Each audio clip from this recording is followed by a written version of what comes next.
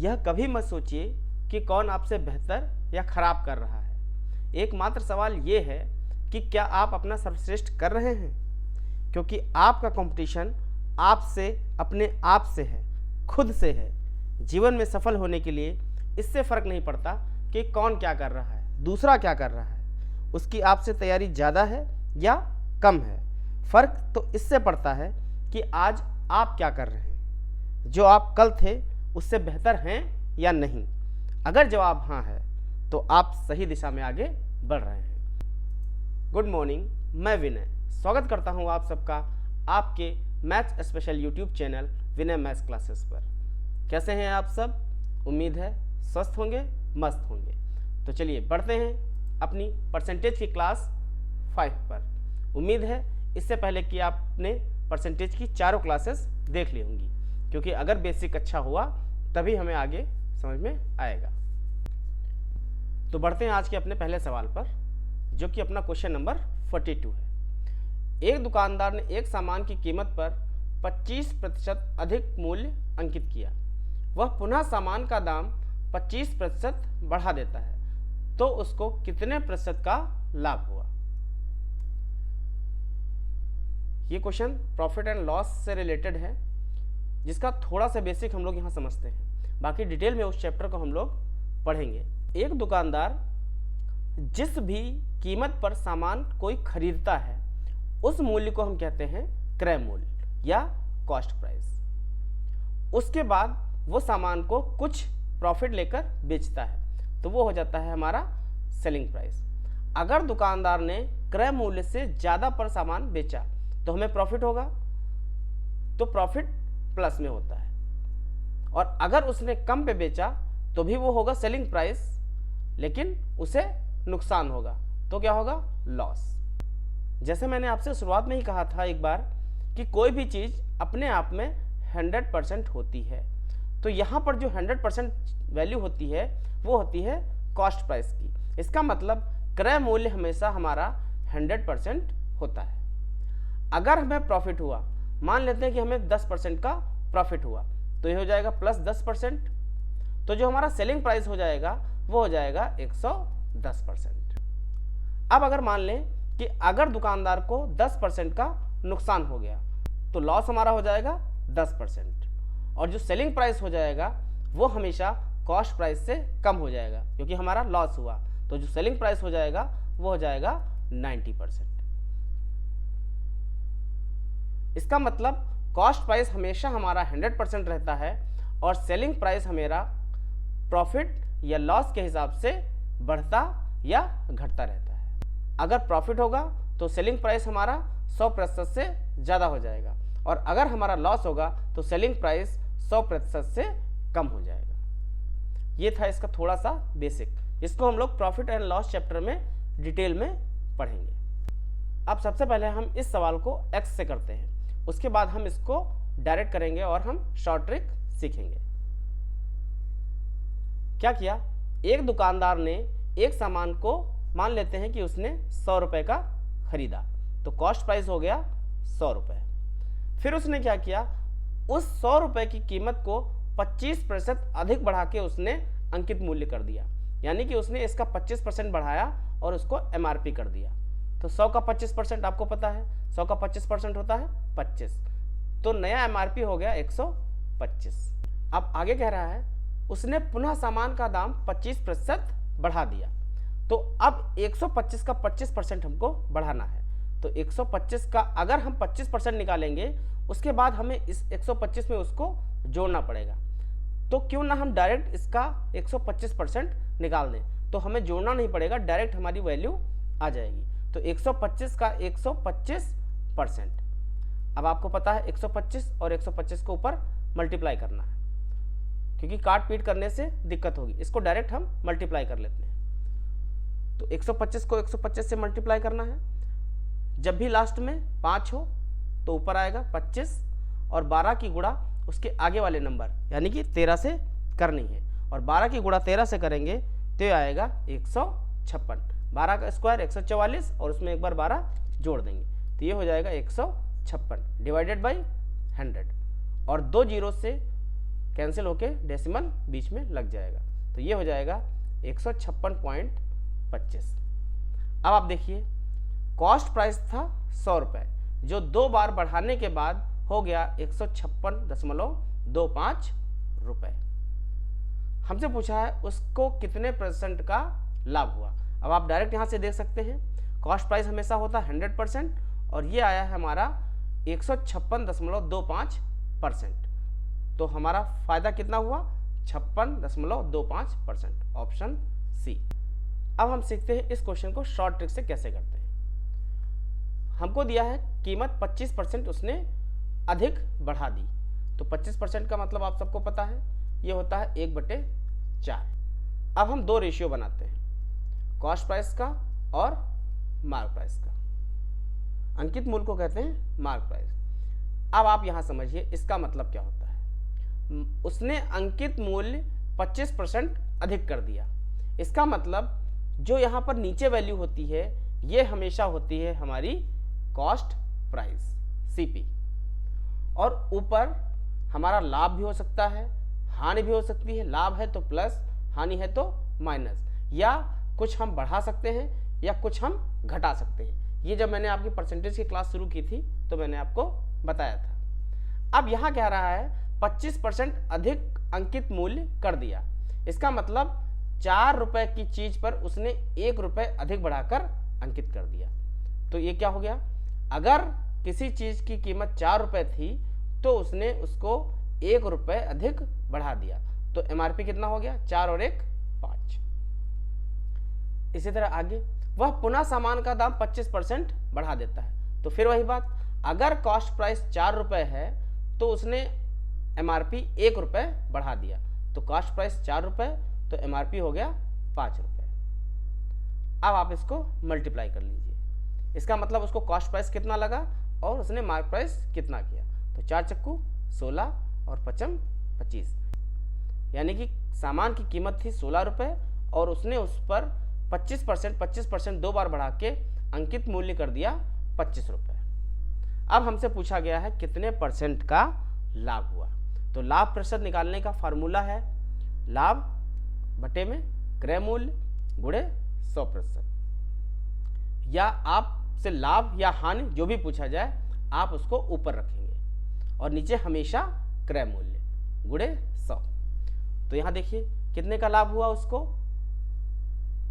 16 से 25, यानी कि 9 रुपए का उसको लाभ हुआ, और नीचे हमेशा हम रखेंगे क्रय मूल्य, तो नीचे हो गया 16 गुणे 100%। इसको सॉल्व कर लेंगे और ये आ जाएगा हमारा 56.25%। और इसको आप लोग खुद से सॉल्व कर लीजिएगा, इसमें सिर्फ काटापीटी करनी है जो आप लोग कर लेंगे। आगे बढ़ते हैं नेक्स्ट क्वेश्चन 43। यदि किसी किताब का मूल्य पहले 12.50% बढ़ा दिया जाता है, फिर 33.33% घटा दिया जाता है, तो किताब की कीमत में कुल कमी या वृद्धि % क्या होगी। इसको देखिए 12.5% की वैल्यू आप सबको पता है 1/8, और दिया दूसरा परसेंट हमको 33.33%, तो 33.33% की वैल्यू होती है 1/3। मैंने अभी आपसे कहा था कि जो नीचे वाली वैल्यू होती है वो हमेशा कॉस्ट प्राइस होती है, और ऊपर वाली वैल्यू जो भी हमसे कहा जाए, जैसे हमसे यहाँ पे कह रहा है, पहले हम यहाँ रेशियो बनाते हैं कॉस्ट प्राइस और सेलिंग प्राइस का। अब हमसे कह रहा है कि कॉस्ट प्राइस था 8 और उस पर 1 रुपये बढ़ाकर उसने बेचा, यानी कि 8 की चीज को उसने 8 और 1 9 रुपये में बेचा। इसी तरह यहाँ है रेशियो 33.33%, जिसका मतलब होता है 1/3, तो नीचे वाली वैल्यू हमेशा कॉस्ट प्राइस होती है, तो यहाँ पर हम लिखेंगे 3। यहाँ कह रहा है 33.33% घटा दी गई, यानी कि यहाँ पर हो गया है नुकसान, यानी कि ये वैल्यू है माइनस में, तो कॉस्ट प्राइस था 3 और उसने 1 रुपये के नुकसान पे बेचा, तो 3 में से 1 गया कितना 2, यानी कि 3 की चीज को उसने 2 रुपये में बेचा। अब हम इसको मल्टीप्लाई कर लेंगे, 8 त्रिक 24 और 9 दूनी 18। आप देख रहे हैं कि कॉस्ट प्राइस था 24 रुपये, जबकि उसने बेचा कितने में 18 रुपये में, इसका मतलब उसको नुकसान हो गया। कितने का नुकसान हुआ 6 का। 6 का नुकसान हुआ कितने पर, नीचे हमेशा हम कॉस्ट प्राइस रखते हैं, तो नीचे रखेंगे 24 मल्टीप्लाई बाई 100%। इसको कैंसिल कर लेंगे, 6 से एक बार, 6 से 4 बार, और 4 से जाएगा 25 बार। इसका मतलब उसको 25% का नुकसान हो गया। या हम कह सकते हैं कि किताब के मूल्य में 25% की कमी आई। Right answer is option B. पहली बार मूल्य 12.5% बढ़ाया गया है, तो 8 पर 1 रुपये बढ़ाकर बेचा गया, 8 की वैल्यू 9 हो गई। और दूसरी बार वैल्यू घटा दी गई, यानी कि नुकसान पे बेचा गया, तो 3 वाली चीज़ को हमने 1 रुपये कम कर दिया, 3 में से 1 गया 2, 3 वाली चीज़ को 2 रुपये में बेचा गया। उम्मीद है इस बार थोड़ा और क्लियर होगा और आपको इनकी वैल्यूज़ कैसे निकालनी है, कैसे रखनी है, समझ में आ गया होगा। आगे बढ़ते हैं। Next question 44। एक व्यक्ति का वेतन पहले 25% बढ़ा दिया जाता है और फिर 25% घटा दिया जाता है, तो उसके वेतन में कितने % का परिवर्तन हुआ। सेम क्वेश्चन है, पहले हम उस मेथड से करते हैं जैसे हमने पिछले किया, फिर आपको इस क्वेश्चन को करने का एक नया तरीका बताते हैं। 25% की वैल्यू का मान होता है, आप सबको पता है, 1/4। तो क्या किया, उसका वेतन यानी कि ओल्ड सैलरी और न्यू सैलरी, पहले क्या हुआ, 4 रुपये उसको मिलता था और 25% बढ़ाया गया, मतलब 4 पर 1 की वृद्धि की गई, तो 4 मिलता था, 1 बढ़ा दिया, तो उसका नया वेतन हो गया 5 रुपये। फिर अगली बार कह रहा है 25% कम कर दिया गया, इसका मतलब अगर उसको पहले 4 रुपये मिलते थे तो अब 1 रुपया कम कर दिया गया, तो पहले मिलते थे 4 और अब 1 घटा दिया गया, 4 में से 1 कम हो गया, कितना हो गया 3। इसको मल्टीप्लाई कर लेंगे, ये हो गया 16 और ये हो गया 15। इसका मतलब व्यक्ति को हो गया अब नुकसान, कितने का, 16 से 15, यानी कि 1 यूनिट का उसको हो गया नुकसान।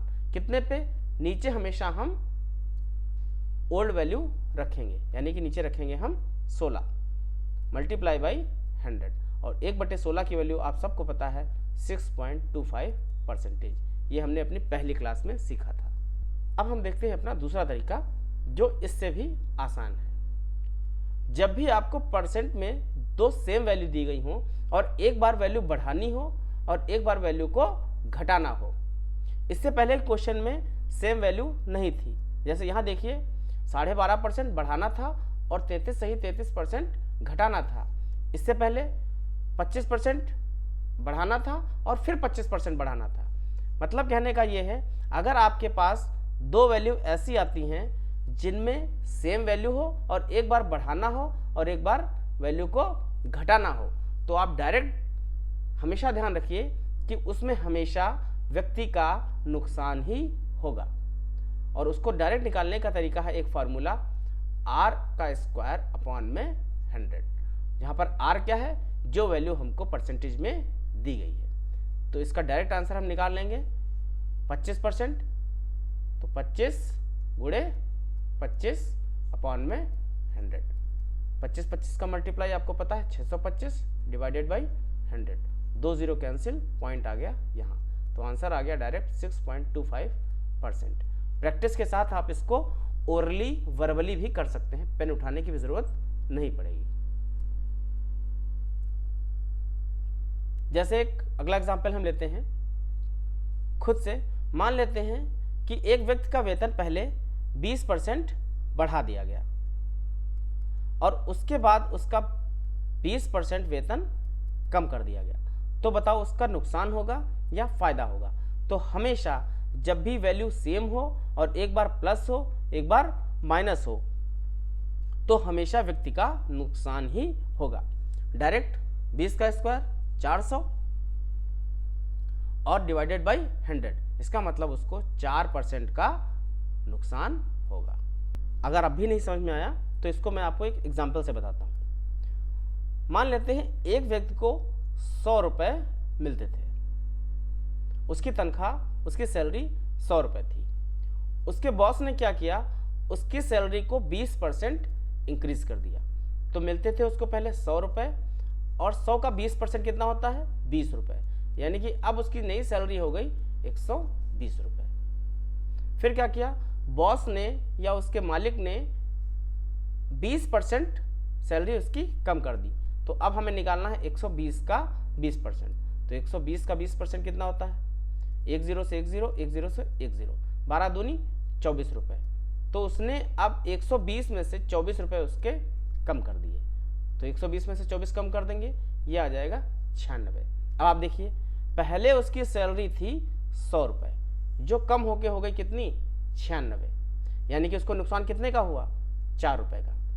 मैंने अभी आपसे कहा था शुरुआत में हमेशा ओरिजिनल क्वांटिटी, अगर कॉस्ट प्राइस होता है तो कॉस्ट प्राइस, वरना ओरिजिनल नंबर हम यहाँ पर रखते हैं। तो शुरुआत में उसकी सैलरी कितनी थी, 100 रुपये, यहाँ पे हमने रख दिया 100 मल्टीप्लाई बाई 100, 100 से 100 कट गया, आंसर आ गया 4%।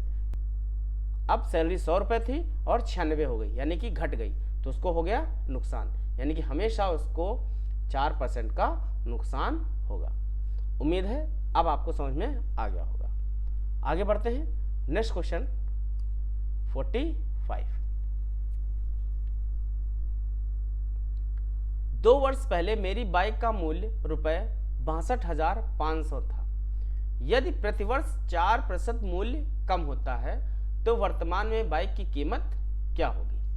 देखिए 4% की वैल्यू आप सबको पता है 1/25, नहीं पता है तो इधर देखिए 4% का 100 नीचे, 4 एकम 4 और 4 से जाएगा 25, 1/25। अब हम यहाँ रेशियो बनाते हैं बाइक के ओल्ड प्राइस का और बाइक के न्यू प्राइस का।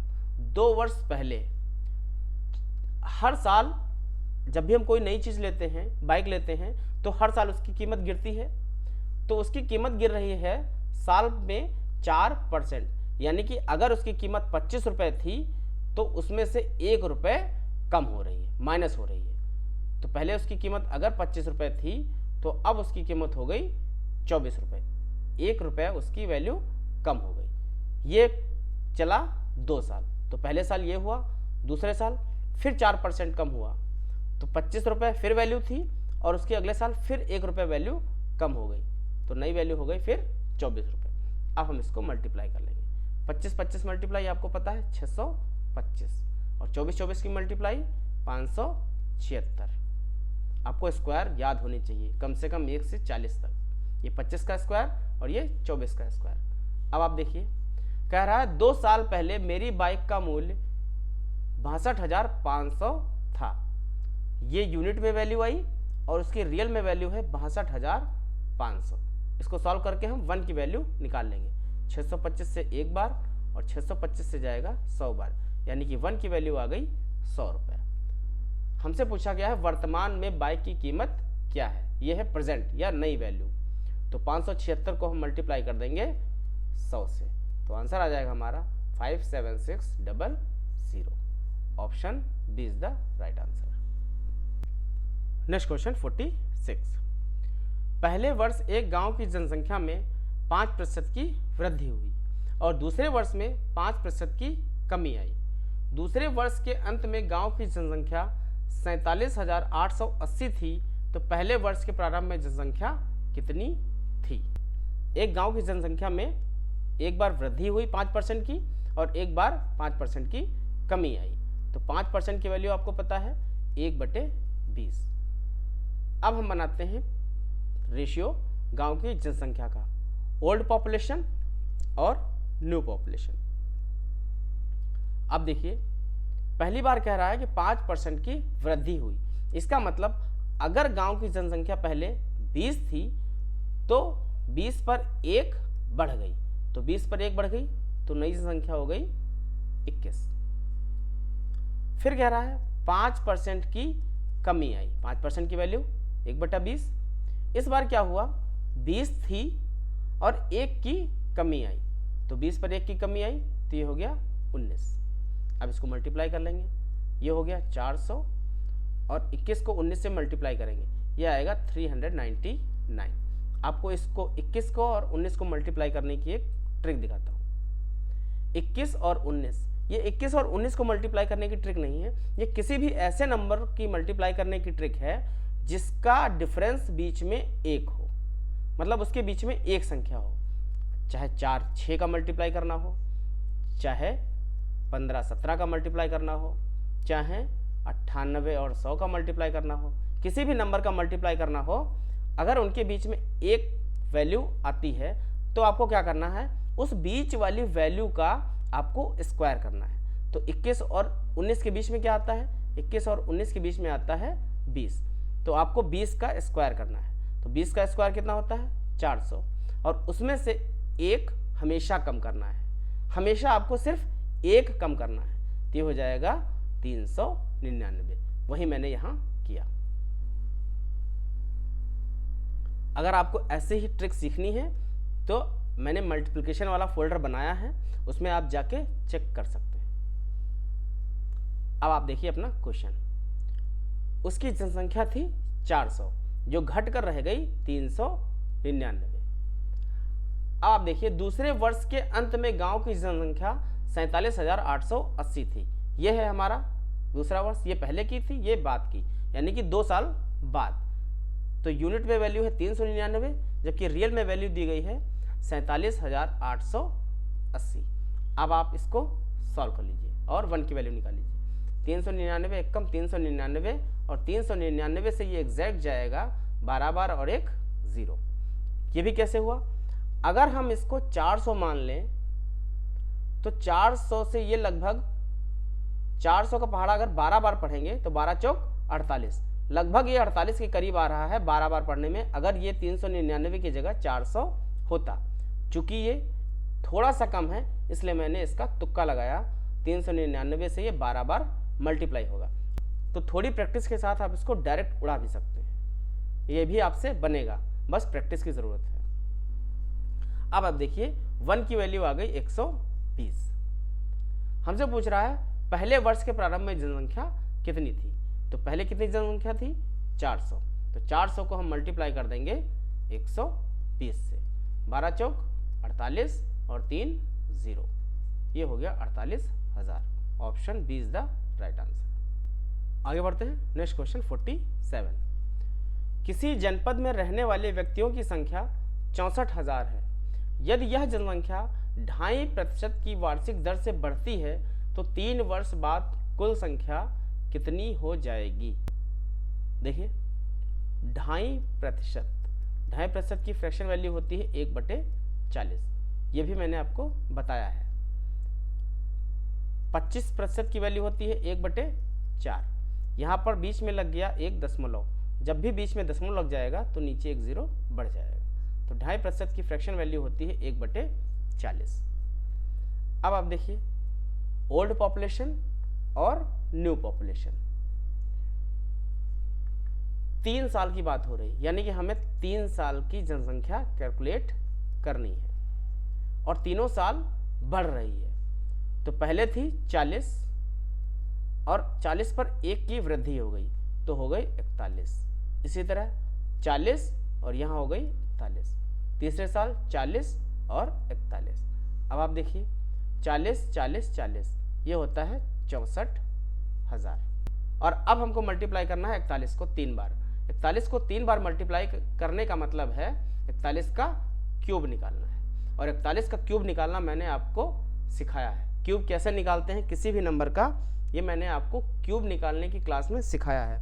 अगर आपने उसको नहीं देखा है तो देखिए जाकर। फिलहाल मैं इसको आपको एक बार निकाल कर और दिखाता हूँ। सबसे पहले हम यहाँ बना लेंगे 4 और 1 का रेशियो, उसके बाद 4 का घन 64 और 1 का घन 1, फिर 4 का पहाड़ा पढ़ेंगे, ये जाएगा 16 बार, तो यहाँ पर आ जाएगा 1 की वैल्यू 16। इसी तरह 1 की वैल्यू अगर 1 है तो 4 की वैल्यू 4। फिर क्या करते थे, इसका हम बीच वाले नंबरों का डबल, तो ये हो गया 32 और ये हो गया 8। उसके बाद इन सबको हम जोड़ देते, 1 8 4 12, 32 16, 48 और 1 49, 4 64 और 4 68, तो 41 का क्यूब आ गया 68,921, ये हो गया 68,921। आगे देखिए, जनपद में रहने वाले व्यक्तियों की संख्या 64,000 है, यानी कि जनसंख्या 64,000 थी या है और 3 साल बाद ये हो जाएगी।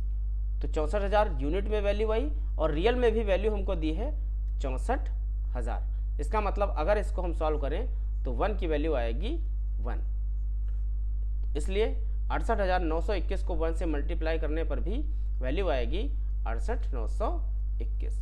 तो हमारा ऑप्शन हो गया डी, 68,921। आगे बढ़ते हैं, नेक्स्ट क्वेश्चन अपना 48। यदि चावल के मूल्य में 20% की वृद्धि की जाए तो कोई उपभोक्ता खपत में कितने प्रतिशत की कमी कर दे ताकि उसका खर्च ना बढ़े। 20% का इंक्रीज हुआ चावल के मूल्य में, तो 20% की वैल्यू होती है 1/5, ये इंक्रीज हुआ तो वैल्यू हमेशा जो घटेगी वो होगी 1/6। 1/6 की वैल्यू होती है 16 सही 2/3। Option B is the right answer. अब ये कैसे आया, कितनी जल्दी मैंने कैसे किया, ये आप भी कर सकते हैं। इसके लिए हम सीखते हैं अपना एक नया और बेहतरीन कॉन्सेप्ट जिसको हम बोलते हैं CPR। फिलहाल इसका बेसिक देखते हैं, उसके बाद इस पर भी मैं CPR पर भी एक डिटेल वीडियो लेकर आऊँगा। CPR का मतलब होता है कांस्टेंट प्रोडक्ट रेशियो। इसका क्या मतलब हुआ, मान लेते हैं चावल की कीमत है 20 रुपये और हम 5 किलो चावल खरीदते हैं, तो 20 रुपये कीमत है और 5 किलो चावल खरीदे तो कुल हमें 100 रुपये भुगतान करना होगा। अब कह रहा है कि चावल के मूल्य में वृद्धि हो गई, तो मान लेते हैं 20 रुपये वाला चावल अब 25 रुपये की कीमत का हो गया। अब कह रहा है कि चावल की खपत को कितना कम करें, तो हमें चावल कम करना पड़ेगा क्योंकि हमें खर्च नहीं बढ़ाना है, ना खर्च बढ़ाना है ना खर्च को कम करना है। यानी कि जो हमारा खर्च 100 रुपये होता था वो अभी भी हमें 100 रुपये ही चाहिए। तो क्या करना पड़ेगा, जब चावल की कीमत बढ़ गई है 20 से 25 रुपये हो गई है तो हमें उसकी क्वांटिटी को कम करना पड़ेगा। तो 5 किलो हम पहले इस्तेमाल करते थे, तो अब हमें इस खर्च को बराबर रखने के लिए 4 किलो इस्तेमाल करना पड़ेगा। तो हो जाएगा 25 × 4 = 100। यही है हमारा CPR। CPR का मतलब क्या है कि अगर हमारा खर्च ना बढ़े या एक चीज़ कांस्टेंट रहती है तो जो दो चीज़ें हमारे पास बचती हैं उनमें से अगर एक इंक्रीज होगी कभी तो दूसरी हमेशा डिक्रीज होगी, तभी उनका प्रोडक्ट सेम आएगा। ये वर्क कैसे करता है, अब इसको देखते हैं। जैसे हमें यहाँ पर दिया है चावल के मूल्य में 20% की वृद्धि हुई, तो 20% की फ्रैक्शन वैल्यू आप सबको पता है 1/5। तो जब भी कोई वैल्यू x/y इंक्रीज करेगी तो जो वैल्यू कम होगी वो हमेशा x/x + y के रूप में कम होगी। अब इसको जरा देखिए, यहाँ पर 20% की वैल्यू है 1/y, ये बढ़ रही है। अब देखिए 20% की वैल्यू है 1/5 जो कि बढ़ रही है, यानी कि x/y की वैल्यू है 1/5 जो कि इंक्रीज हो रही है। तो डिक्रीज होने वाली वैल्यू हमेशा होगी x/x + y, ये हमेशा डिक्रीज होगी। अब आप इसको कंपेयर करिए, x की वैल्यू 1 और y की वैल्यू 5। तो यहाँ पर अगर हम x की वैल्यू 1 रख दें, यहाँ पर x की वैल्यू 1 रख दें और y की वैल्यू यहाँ पर 5 रख दें, तो ये हो जाएगा 1 + 5। इसका मतलब 1/6 से हमेशा डिक्रीज होगी। यही मैंने अभी आपको कहा था कि अगर 1/5 से बढ़ रही है कोई वैल्यू तो 1/6 से हमेशा वो वैल्यू डिक्रीज होगी ताकि उस पर कोई प्रभाव ना पड़े, वो कांस्टेंट बना रहे। तो 1/6 की वैल्यू आप सबको पता है 16 सही 2/3%। ये हो गया अपना CPR, जिससे हम क्वेश्चंस को बड़ी ही आसानी से कर सकते हैं। अब देखिए दूसरा तरीका, 20% की फ्रैक्शन वैल्यू होती है 1/5। इसका क्या मतलब हुआ, अगर कोई चीज़ 5 रुपए की थी तो उस पर 1 रुपया बढ़ गया, वृद्धि हो गई, तो 5 वाली चीज़ को बेचा गया 6 रुपये में। अब अगर हमें खर्च नहीं बढ़ाना है तो हमें क्या करना पड़ेगा, तो हमें 6 रुपये की चीज़ को 5 रुपये में बेचना होगा, तभी 6 पंचे 30 और 6 पंचे 30, यानी कि उसका खर्च दोनों जगह सेम रहेगा। तो पहले 5 से 6 किया गया और दोबारा उसी वैल्यू को 6 को 5 किया गया, यानी कि 6 से हम गए 5 पर, तो कितने की कमी आई, 6 से 5 में जाने की कमी आई 1 की, कितने पर आई 6 पर। इसको मल्टीप्लाई कर देंगे 100 से, तो 1/6 की वैल्यू आप सबको पता है होती है 16 सही 2/3%। उम्मीद है दोनों तरीके आपको समझ में आए होंगे। आपको जो मेथड बेस्ट लगे आप उससे कर सकते हैं। बढ़ते हैं नेक्स्ट क्वेश्चन पर 49। चीनी के भाव में 14 सही 2/3% की वृद्धि हो जाती है, तो चीनी की खपत को कितने प्रतिशत कम करना होगा कि चीनी पर खर्च अपरिवर्तित रहे। खर्च कांस्टेंट रखना है, 14 सही 2/3 की बढ़ोतरी हुई, तो 14 सही 2/3 का मतलब होता है 1/7। 1/7 की वृद्धि हुई, जब 1/7 की वृद्धि होगी तो 1/8 से वैल्यू गिरेगी, और 1/8 की वैल्यू होती है 12.5%। 12.5 मतलब 25/2। Option B is the right answer. कैसे देखिए, 14 सही 2/3% की फ्रैक्शन वैल्यू होती है 1/7। तो अगर वैल्यू 1/7 से इंक्रीज हो रही है, इसका मतलब x/y से इंक्रीज हो रही है, तो x की वैल्यू है यहाँ से 1 और y की वैल्यू है यहाँ से 7। तो जो डिक्रीज होने वाली वैल्यू होगी वो हमेशा होगी x/x + y। तो x की वैल्यू 1, यहाँ पर भी x की वैल्यू 1 और y की वैल्यू 7, तो डिक्रीज होने वाली हो गई 1 1 7, यानी कि 1/1 + 7 8, तो 1/8 से डिक्रीज होगी। और 1/8 की फ्रैक्शन वैल्यू आप सबको पता है 12.5%, 12.5, और 12.5 को ही बोलते हैं 25/2%। Option D. दूसरे मेथड से करें तो 14 2/3%, इसका मतलब होता है 1/7। कोई चीज़ 7 रुपये की थी और उसको 8 में बेचा गया। अब अगर हमें 8 से 7 पर वापस लाना है, इसका मतलब 8 वाली चीज़ को अगर हम 7 पर बेचेंगे तभी हमारा प्रोडक्ट कांस्टेंट रहेगा या खर्च अपरिवर्तित रहेगा। 8 सती 56, 8 सती 56।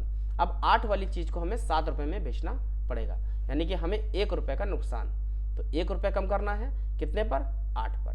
1/8 मल्टीप्लाई बाई 100%। 1/8 की वैल्यू होती है 25/2।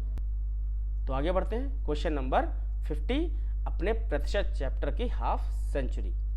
दो संख्याएं एक तीसरी संख्या से क्रमशः 20% और 50% अधिक हैं, तब पहली संख्या दूसरी का कितने प्रतिशत है? 3 संख्याएं हैं A, B, C, या हम क्या है? पहली संख्या, दूसरी संख्या और तीसरी संख्या। 2 संख्याएं, इन दोनों संख्याओं की तुलना हो रही है तीसरी संख्या से, यानी कि हमारी मेन संख्या है या मेन वैल्यू है C। हमें C को लेके चलना है, तो इसको हम मान लेते हैं 100% या 100 रुपीज़ या 100 कुछ भी। अब 2 संख्याएं, पहली और दूसरी, ये इस संख्या से 20% ज़्यादा है, तो 20% ज़्यादा है तो 100 का 20% 120, और दूसरी 50% ज़्यादा है तो 100 का 50% 50, यानी कि 100 + 50 150। तीनों संख्याओं की वैल्यू हमको पता चल गई। अब हमसे पूछ रहा है पहली संख्या दूसरी का कितने प्रतिशत है। तो पहली संख्या 120, दूसरे का, तो दूसरी वाली वैल्यू नीचे मल्टीप्लाई बाई 100। 50 से गया 2 बार, 50 से गया 3 बार, 3 से गया ये 4 और एक 0, 40 दूना 80%। Option B is the right answer. आगे बढ़ते हैं नेक्स्ट क्वेश्चन 51। दो संख्याएं एक तीसरी संख्या की तुलना में 30% और 60% कम है। दूसरी संख्या को पहली संख्या के बराबर करने के लिए कितने प्रतिशत बढ़ाना होगा?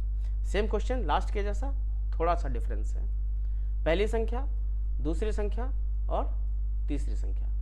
दो संख्याओं की तुलना एक तीसरी संख्या से हो रही, यानी कि हमें यहां से चलना है, तो इसको हम मान लेते हैं 100। अब कह रहा है पहली संख्या 30% कम है, इसका 30% कम है, यानी कि ये वैल्यू 70% है, तो ये हो गया 70।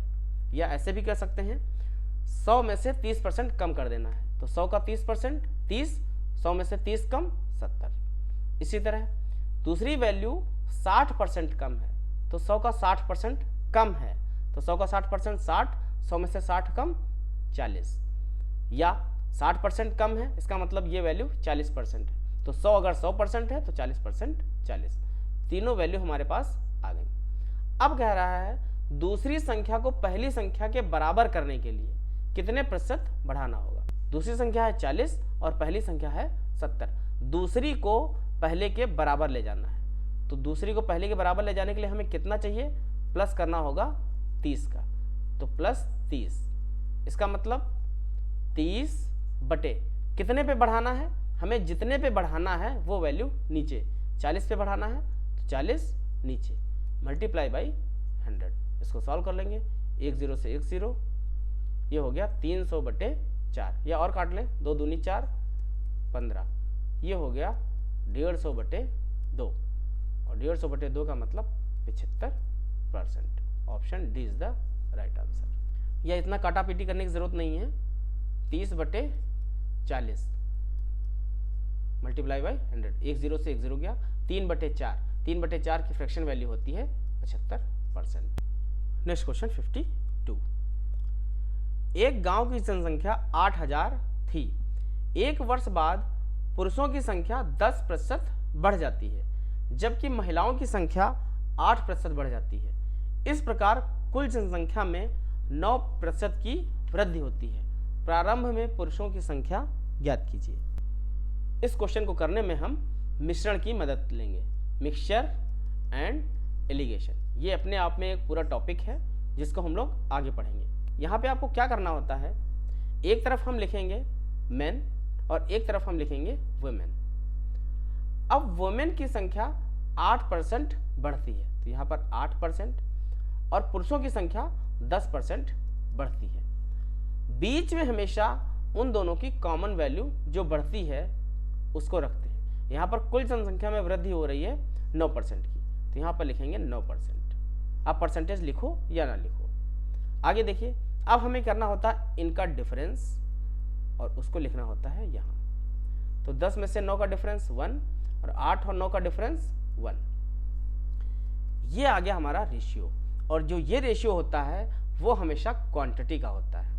ये होता है हमेशा क्वांटिटी का रेशियो, यानी कि मेन की भी 1 यूनिट और वुमेन के भी 1 यूनिट। रेशियो हो गया उनका 1 और 1। हमसे पूछ रहा प्रारंभ में पुरुषों की संख्या क्या थी।